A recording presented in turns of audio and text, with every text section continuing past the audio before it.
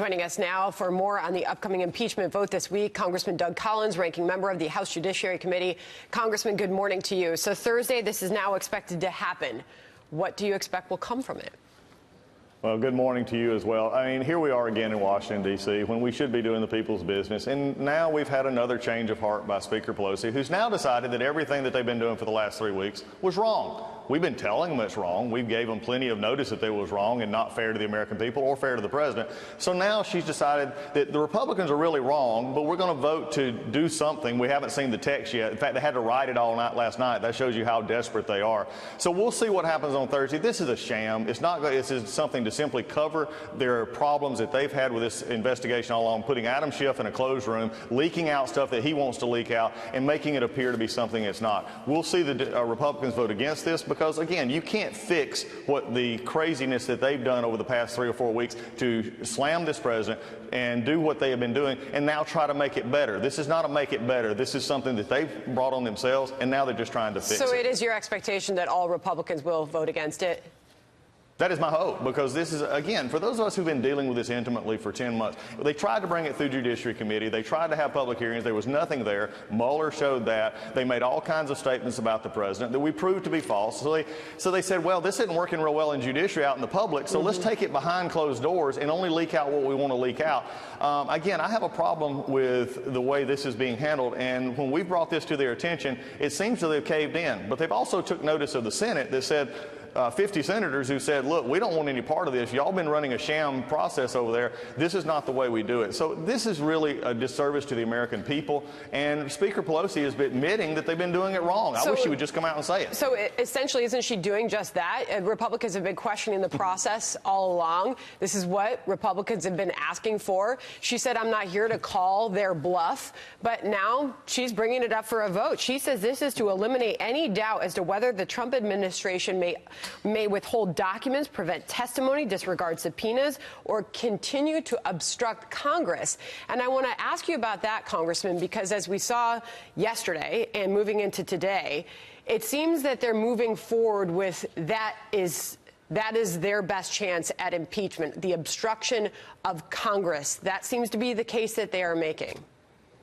Okay, well, it's Tuesday, so let's pick a new reason to impeach the president, because we've tried collusion, we've tried working with the Russians, we've accused him of being a Russian agent, now we've accused him of quid pro quo when the Ukrainians didn't even know about what was going on with any of the discussions about aid, and even Zelensky says he didn't feel ever pressured. Now we're coming to the obsessive obstruction, and even Adam Schiff said something yesterday that was really amazing to me, that by somebody not showing up, we'll just assume that they were going, that they're hiding something that the president did wrong.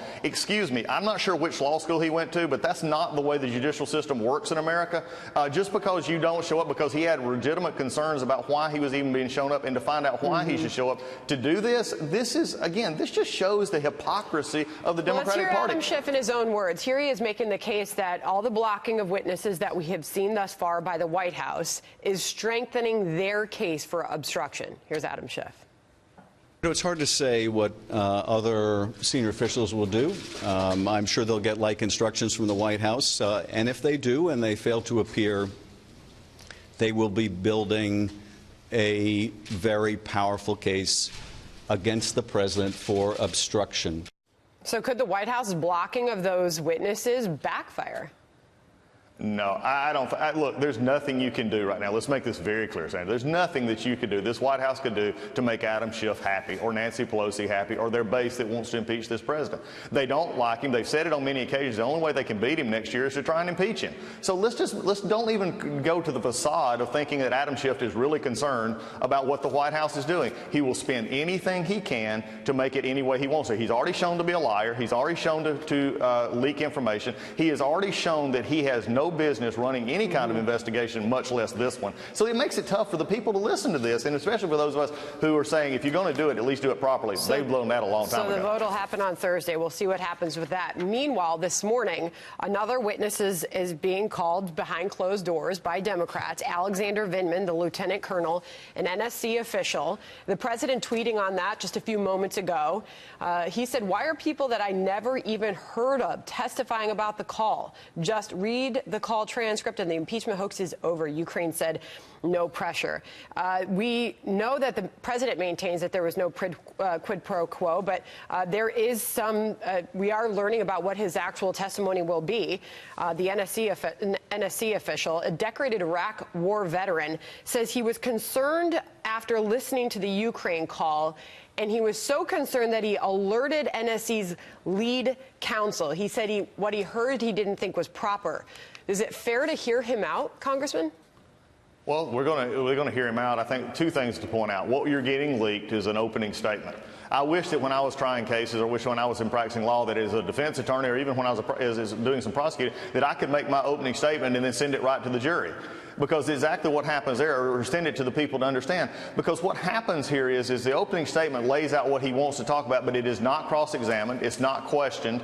What's interesting to me is reported earlier, just before I got on, talking about what did he actually know and how did he maybe undertake with the whistleblower? How did he have any interaction with Adam Schiff's office beforehand? We don't know these. These are not questions that we've asked so far. But it's easy to look. You know, I've always heard that the closest to perfect you'll get is your resume. Well, the closest to perfect testimony you'll ever have is an opening statement, because nobody is questioning it. So at this point, and even what was reported earlier, where he began to worry about the political ramifications, again, that's beginning to question the role that he has. So I'm hoping they'll be answered these questions. But again, we're doing it behind closed doors. We'll only leak out what we want to leak out. Adam Schiff only leaks out what he wants to leak out. And that'll be that's happening a problem. behind closed doors any moment now this morning on Capitol Hill. Congressman Doug Collins, appreciate your time this morning. Thank you. It's always good to be with you. Take care.